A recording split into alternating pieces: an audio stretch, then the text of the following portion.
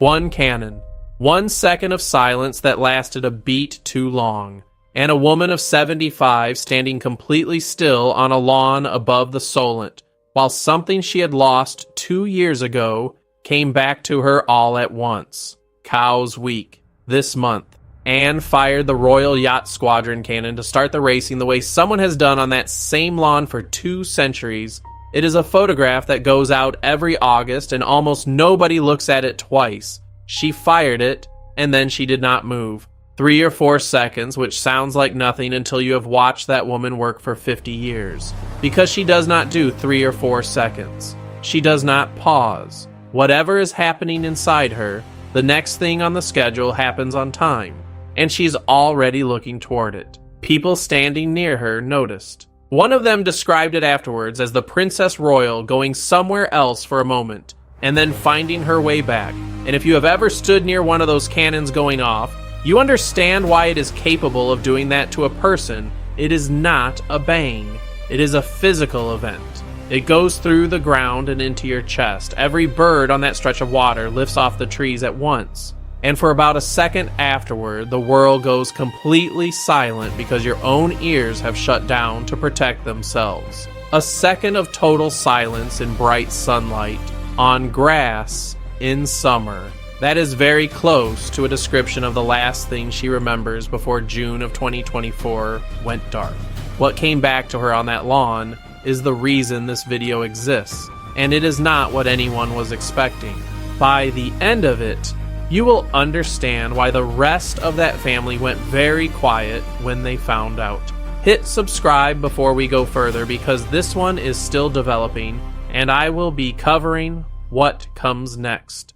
Quick word before we get into it. I'm Harold. I spend my time going through everything that moves around this family. The filings, the official records, the stories that got buried before anyone finished asking the right questions.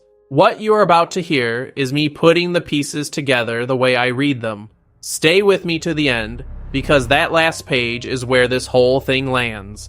And it lands on one telephone call that never happened. To understand what happened on that lawn, you have to go back to a Sunday evening 2 years ago. To the thing that has been sitting inside Anne's life ever since. Like a hole in a floorboard you keep walking around. June of 2024. Gatcombe Park, Anne's own estate in Gloucestershire, the place she has lived since the 70s and knows better than anywhere on earth. She was walking across her own land in the evening. There were horses in that field, which there always are, because horses are the entire architecture of that woman's life and have been since before most of the people watching this were born. Something happened. A horse, almost certainly a head or a leg moving fast, connecting with a woman who did not see it coming. She was found on the ground with head injuries. Ambulance, hospital in Bristol, 5 nights on a ward. Concussion, and the kind of injuries that make everyone around a 73-year-old woman go quiet for a week. Here is the part that has never quite sat right with me, and it is entirely public and entirely confirmed. Anne has no memory of any of it. Not fuzzy, not patchy, gone. She has said so herself. That evening, the walk, the field, whatever hit her, the ground, the ambulance, all of it removed. She came round in a hospital bed with a piece of her own life missing. Most people hear the word concussion and think headache. That is not what this is. A blow to the head can erase the period immediately before it, not just after, because the brain was still holding those minutes in short-term storage and had not yet written them anywhere permanent. The impact interrupts the writing. Those minutes never got saved, or they got saved badly and filed somewhere no one can reach. That is why people who come off motorbikes remember getting on the bike in the morning and nothing else until a nurse says their name. Anne lost roughly 2 hours that way, and for 2 years, nobody in that family, including her, had any idea what was inside them. She spent 5 nights on that ward, and by every account she was a difficult patient, in the way only very disciplined people are. She wanted to know the date, she wanted the diary. She wanted to know what she was missing and who was covering it. The answer to the last question was Timothy, her husband, quietly doing what he has done for 30 years, without ever being thanked for it in public. And underneath all of that, from the first morning, she kept asking the same question and kept getting the same answer. She wanted to know where she had been going. Nobody could tell her. She had been alone in a field. This family has one previous case of someone losing a stretch of time and never fully getting it back. And everyone in it is old enough to remember how that went. In the weeks after September 1997, 2 boys were walked through the largest funeral this country had staged in living memory, and neither of them has ever been able to give a clear account of most of it. William has said as much publicly. He remembers fragments and the rest is gone, for exactly the same reason Anne's evening is gone. A brain under enough load stops writing things down. That family understands memory holes better than most families do, and that is what makes what they did with hers harder to forgive. Think about what that does to a woman like her specifically. Anne is control. That is not a brand. It is genuinely who she is. She turns up. She does the work. She does not complain. She does not explain. She does not give interviews. She has run her own life on her own terms for 7 decades with a level of discipline the rest of that family has never come close to. And there is a 2-hour hole in it she cannot get into. She went back to work. Of course she did. She was doing public engagements again within weeks, which the papers reported as remarkable, and which anyone who has watched her for any length of time would have predicted. 478 engagements last year, second only to her brother.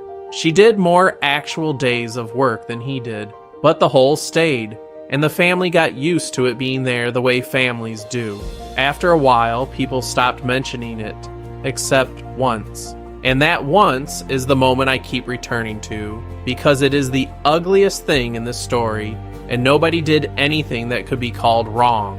A family dinner during the months when she was still recovering. Ordinary evening, ordinary table, the sort of gathering where everyone is being slightly careful around someone who has been ill and no one wants to say so. Someone asked her about that evening, not cruelly. It was a normal question, the kind you ask when you're trying to include someone rather than tiptoe around them. Something about where she had been walking or what she had been doing before it happened. Anne started to answer. She got a few words in. Then she stopped, because there was nothing there.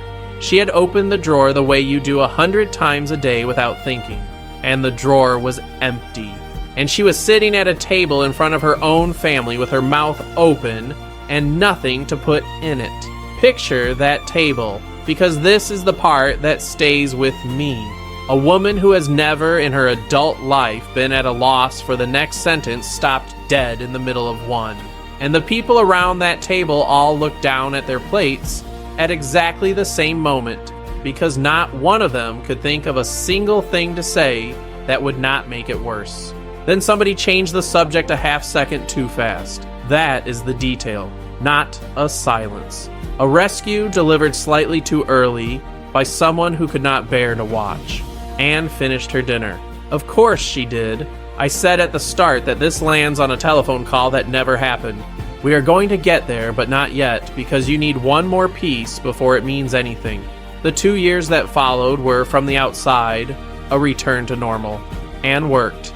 Anne did not discuss it. The family stopped raising it. Whatever had happened in that field became one of those things a family agrees not to poke at, and everyone moved on. Everyone except her. And this is the part I do not think anyone outside her household fully understood at the time. She kept going back to it privately. People close to her have described her returning to the subject on her own, quietly, more than once. Not obsessively, methodically, which is worse in its way, because a woman like Anne does not worry at something for 2 years unless some part of her has concluded it matters. She had a sense that she had been going somewhere, not a memory, a shape, the feeling you get when you walk into a room and cannot remember why, except stretched across 24 months. She knew she had been crossing that field for a reason. She could not get at the reason. And she is not a woman who is comfortable with a sentence she cannot finish. And then somebody fired a cannon next to her. A sudden, violent noise is one of the few things that reliably does this, and it is not mystical, it is ordinary neurology.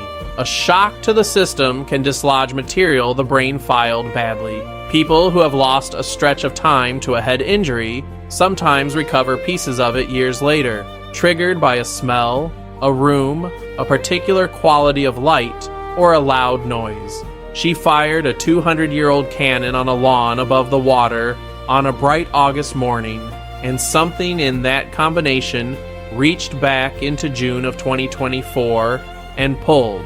Not all of it. Nobody gets all of it back. She got the walk. She remembered where she had been going. She had been crossing that field to reach the house, and she had been going to the house to make a telephone call. I want to sit with that for a moment before we go any further, because it sounds like nothing. A woman walks across her own field to use her own telephone. On any other evening of that woman's life, it is nothing at all. It is not nothing. And by the end of this, you will understand why the people who eventually heard about it went as quiet as they did. Because Anne knew exactly who she had been going to ring. And she knew exactly what she had decided to say. And both of those things came back with the walk. She had been going to ring her brother. And she had been going to tell him something she had never told him in her life. Hold that.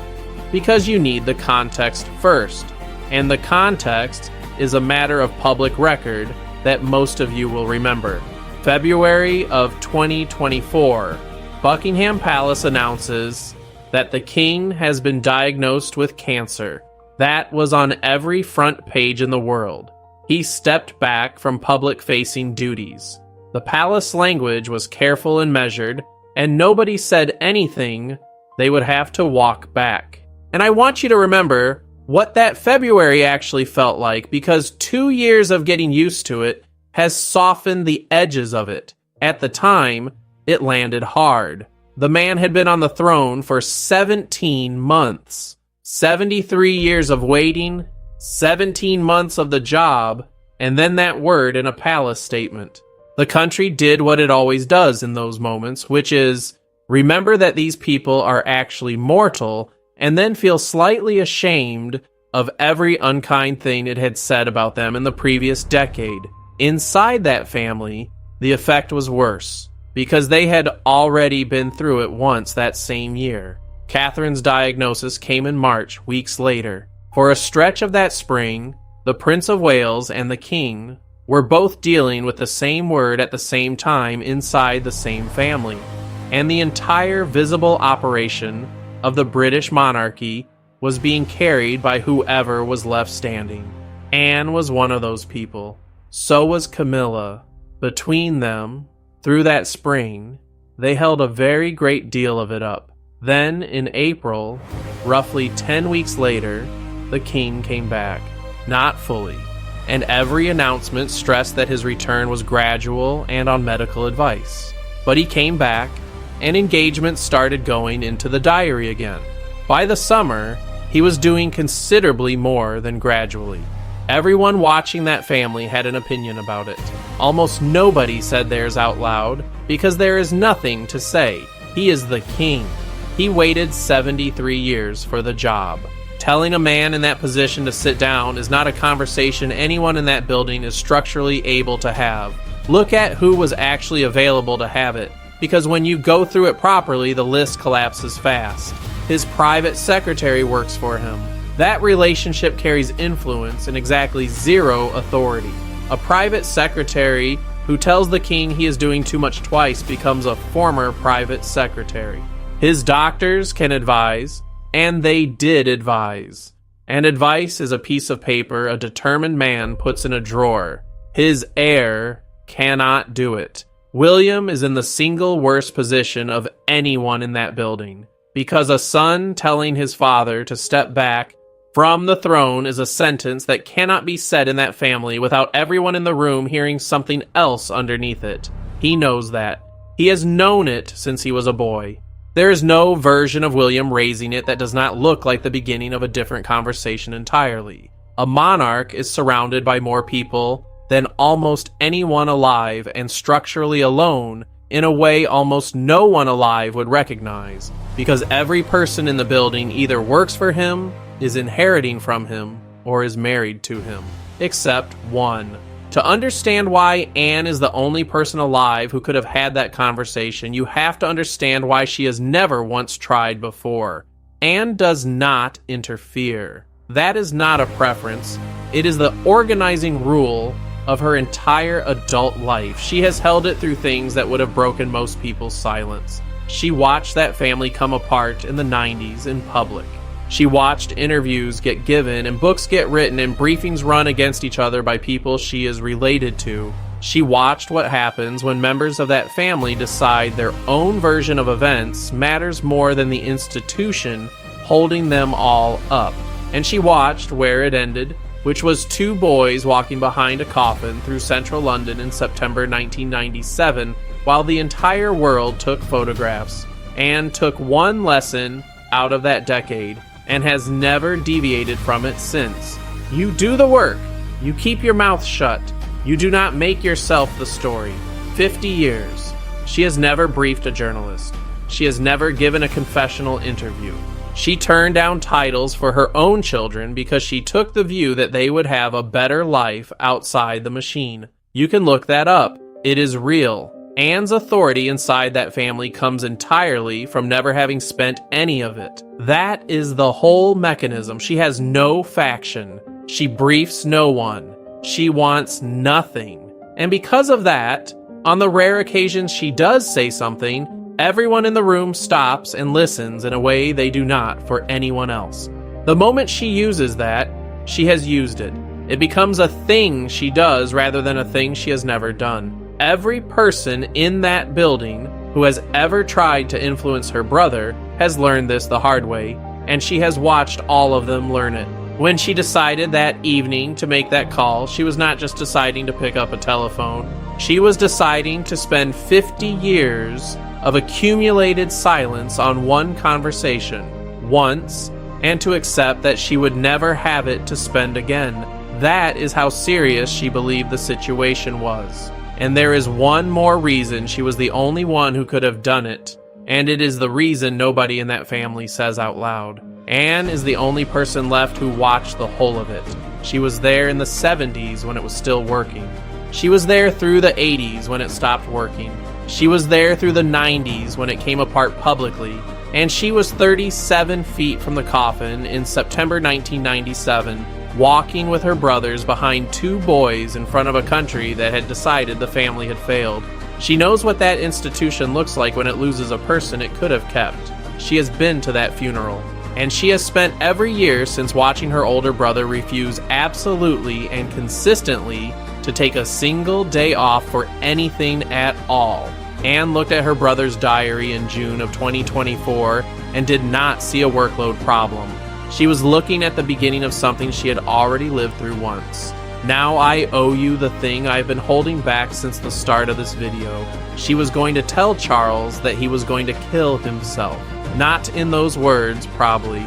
Anne does not do drama, and she does not do speeches. But that was the substance of it. She had been building toward it for weeks. She had finally decided that evening to say it out loud to her brother, rather than watch it happen and stay polite about it. She was going to tell him that the pace at which he had returned to work was not recovery. It was the same man doing the same thing he has always done, which is treating rest as a failure of character. She was going to tell him that the diary that had been rebuilt around him was not being managed by anyone who was prepared to say no to him.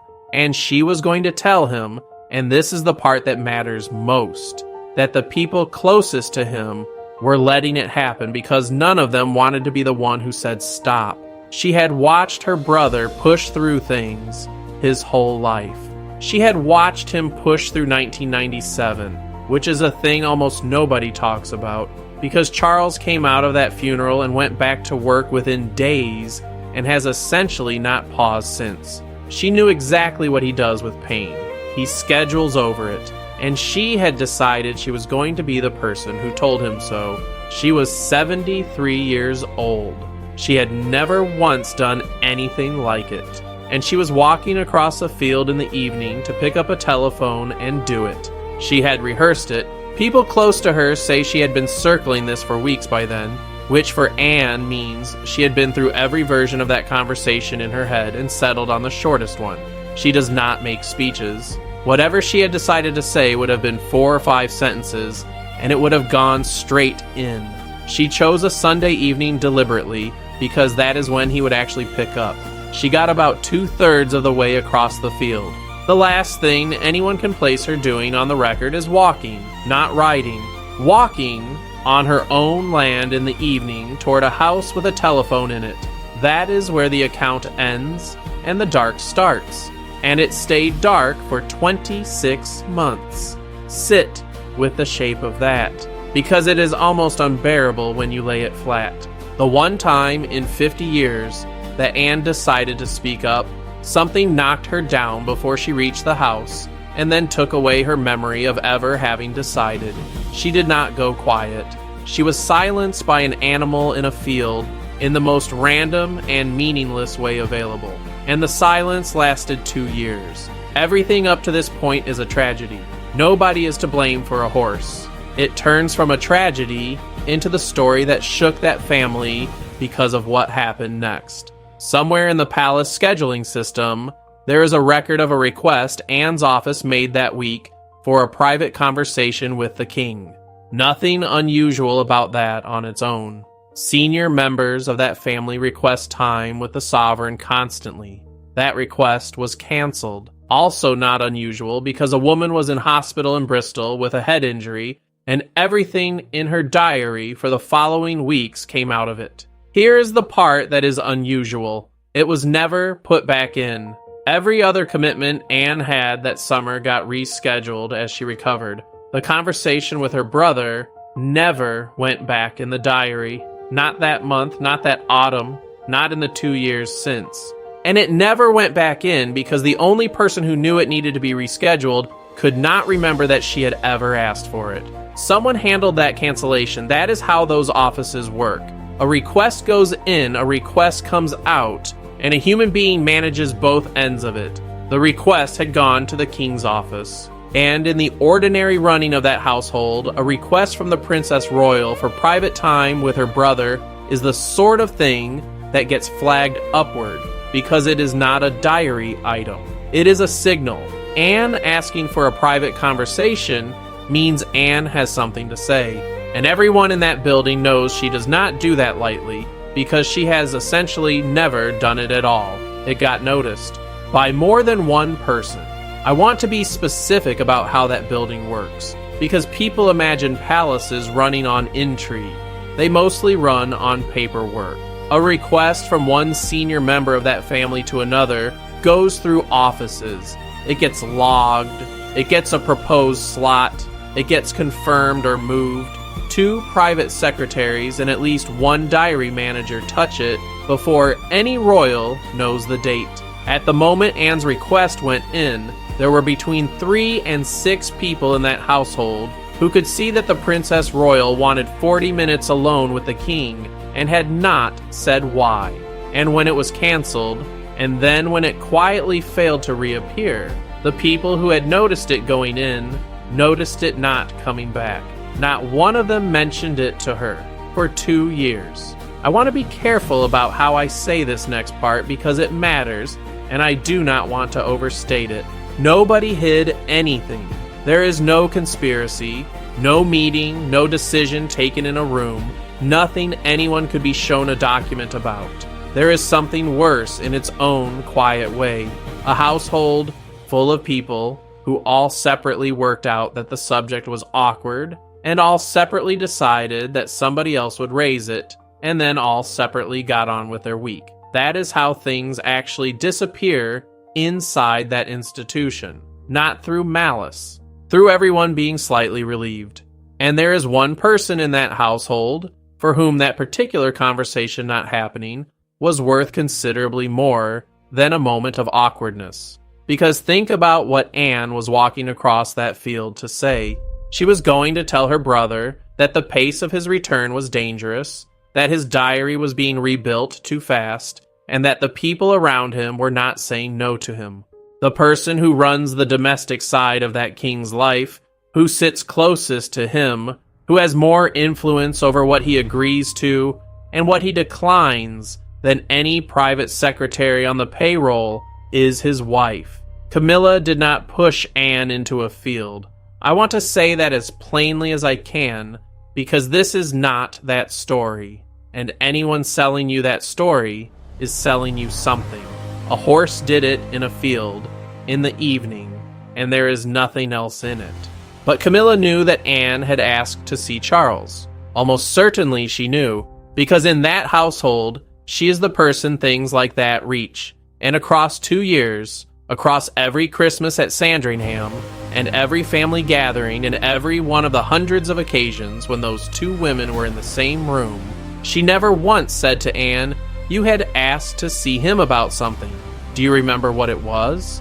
1 sentence, 4 seconds. It would have given a woman back 2 hours of her own life. There is a fair version of this and a harsh one, and both are available. The fair version is that Camilla may simply not have connected it. Requests get made and canceled constantly. A woman had a serious head injury. Everything came out of her diary, and there's no particular reason to attach significance to 1 canceled meeting among 50 canceled things. The harsh version is that Camilla has spent 50 years surviving inside that family by reading exactly which conversations are dangerous and which are not. And there is no chance she failed to notice a request from the one person in that building who never asks for anything. And there is a detail that pushes me toward the harsh version, which is the timing. That request went in before the accident. So for a few days in June of 2024, before a horse changed everything, there was a period in which someone in that household knew that the Princess Royal wanted a private hour with the king and had not said why. Whoever spent those days wondering what it was going to be about got their answer on the Sunday evening in the form of an ambulance, and never had to find out. I know which version I believe. You can decide for yourselves, and you should, because nobody has told me what was in her head, and I'm not going to pretend otherwise. Nobody disputes what happened over the following 2 years, because that part is a matter of public record, and you all watched it. Charles did not slow down. He did the opposite. Last year, he carried out 532 engagements, the highest count in the family, higher than his sister for the first time in 4 years, and he did it while continuing treatment. The palace framed that as recovery and resilience. The papers ran it as a good news story, and I understand why, and there is a version of it that is genuinely worth admiring. There is another version. A man in his late 70s with a cancer diagnosis worked harder than anyone else in his family for a year, and not one person close enough to be listened to told him to stop. The one person who was going to tell him spent that year with a hole in her memory where the decision used to be. Go through what those 2 years actually contained, because the numbers are public and they are worse than the summary.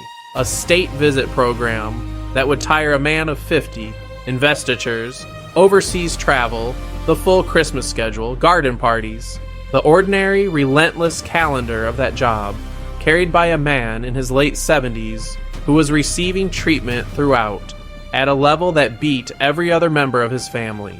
And every single month of it, there was a woman in Gloucestershire who had been on her way to say something about exactly this, and who could not remember that she had been. That is what makes this story settle in the chest the way it does. It is not that nobody warned him. It is that somebody did decide to warn him. The warning existed. It was written and rehearsed in about 6 minutes from being delivered, and then it simply stopped existing inside the head of the only person carrying it. That is what Anne understood. Standing on a lawn above the Solent about 4 seconds after somebody fired a cannon. She did not just remember a walk. She remembered that she had been right. She remembered that she had been stopped. And then she looked at the last 2 years of her brother's life with the knowledge that she had been the failsafe. And the failsafe had been switched off by an animal in a field. And nobody had ever gone looking for the switch. That is why she stood still for 4 seconds. That is why people standing near her noticed. She has been thrown by horses her whole life. She has never once made anything of any of it in public. She was not standing still because of the injury. She was standing still because her brother is ill. She had one job in this, and her field took it from her. This got out, and the way it got out tells you something about how that household actually leaks. There was no announcement, and there was never going to be one, because there is nothing in this that a press office could put into a paragraph without making it worse. It moved the way things move in that world, sideways and in fragments, through people who each know a piece of it. By the middle of the month, there was a line in a Sunday paper about the Princess Royal having recovered a fragment of memory from the night of her accident, and a suggestion, carefully worded and heavily hedged, that what she recalled had caused some distress within the family. Once that line existed, everything else attached itself to it within about 48 hours. The reaction was not what the palace would have predicted. The country did not treat it as a royal story. It treated it as a family story. Specifically as the family story that half of Britain over 60 has lived through personally. Because the thing at the center of this is not a palace, it is someone watching a person they love work themselves into the ground while ill, deciding to finally say something about it, and then not getting to say it. Anyone who has ever sat in a car park rehearsing a sentence for a parent who will not stop working knows exactly what that field feels like.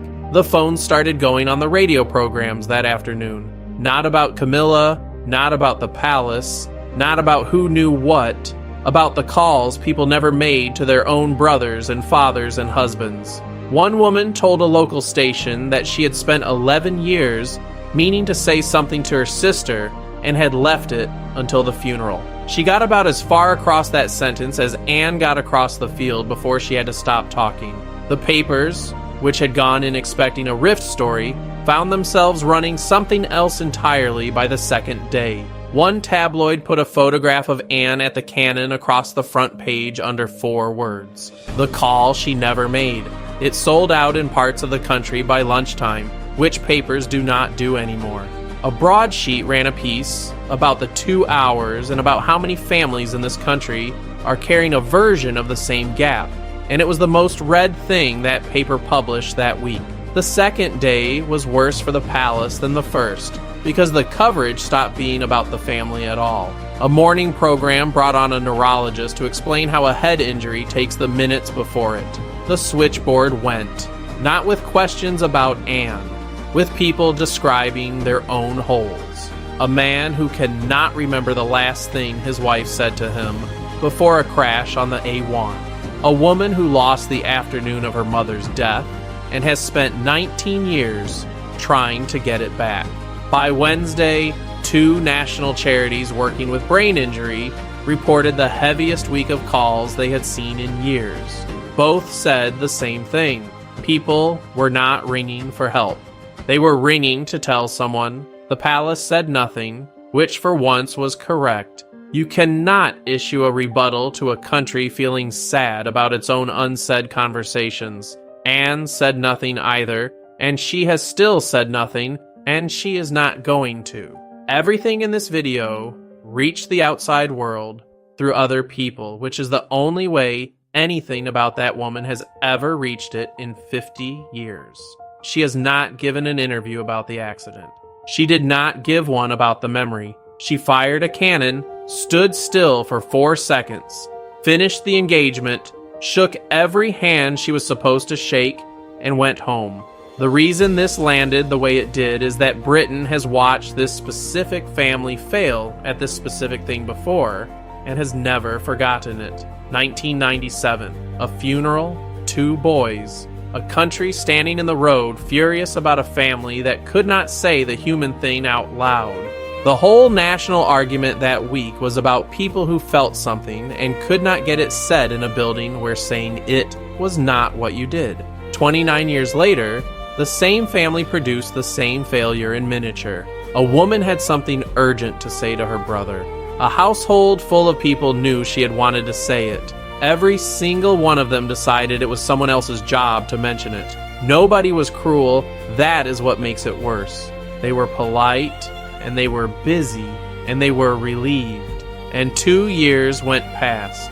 What Anne did about it is the part that will determine whether this ends up mattering. And it is very simple and very her. She made the call within days. Not a private meeting request placed back into a diary system. Not a note through offices. Not a conversation scheduled for whenever the king's team could find 40 minutes in October. She picked up a telephone within days of cows and rang her brother directly and said the thing she had been walking across a field to say in June of 2024. Nobody has told me what he said back. That conversation belongs to those two, and it should. But I will tell you what has been in the court circular since, because that is public and anyone can check it. There has been a noticeable thinning of the king's diary over the last few weeks. Fewer entries, more gaps. A couple of things moved that in any other month would have gone ahead. Draw your own conclusion. Mine is that a 75-year-old woman finally got 2 hours of her life back and spent them immediately on what she had originally intended to spend them on. If that is what happened, then the most useful thing anyone has done for the health of the king in 2 years was done by a cannon on a lawn on the Isle of Wight. And that leaves the one person in this who has still not said anything. Camilla has made no comment, which is entirely proper, and there is no reason she should comment publicly on a private family matter. I am not talking about publicly. For 2 years, that woman sat across Christmas tables from a sister-in-law with a hole in her memory, knowing, almost certainly, that the hole had a shape and roughly what shape it was. She had 100 opportunities and a 4-second sentence available to her, and she used none of them. The reason she used none of them is not complicated. The conversation Anne wanted to have was about whether the people closest to the king were letting him work himself into the ground. There is only one person that conversation was ever going to end up being about. There is one more thing about that silence, and I have gone back and forth on it, and I am going to give it to you because I think it is the truest thing in this story. Camilla is the only person in that family who knows exactly what it is to be the one everybody has quietly decided not to talk to. She spent 30 years on the wrong side of that wall. She knows precisely what it feels like to sit in a room where everyone present knows something about you and has agreed not to raise it. Of all of them, she is the one who should have crossed the room, and it did not happen. Not because anyone stopped it, because the one person who could have restarted that conversation had every reason in the world to let it stay lost. And all she had to do to keep it lost was exactly what she has done her entire life inside that family. Nothing at all. Very quietly, for as long as it takes. Look at what it cost. Laid out plainly. Because I think it is worth saying once without decoration. A 73-year-old woman decided to do the hardest thing she had ever done inside her own family. She got 2/3 of the way. She lost the memory of the decision, which meant she also lost the ability to grieve it, because you cannot mourn something you do not know you had. Her brother spent the following 2 years working harder than anyone else in his family while receiving treatment, and nobody with the standing to stop him ever tried. The household carried on around both of them, competent, polite, and entirely unable to say one 4-second sentence to a woman at a Christmas table. Anne lost 2 hours to a horse. She lost the 2 years to a woman who could have given them back with one sentence over a cup of tea, and who worked out somewhere in the summer of 2024 that she would rather not. Thanks for watching. Hit like and subscribe, because there is more coming out of this one before the month is out, and I will bring it to you.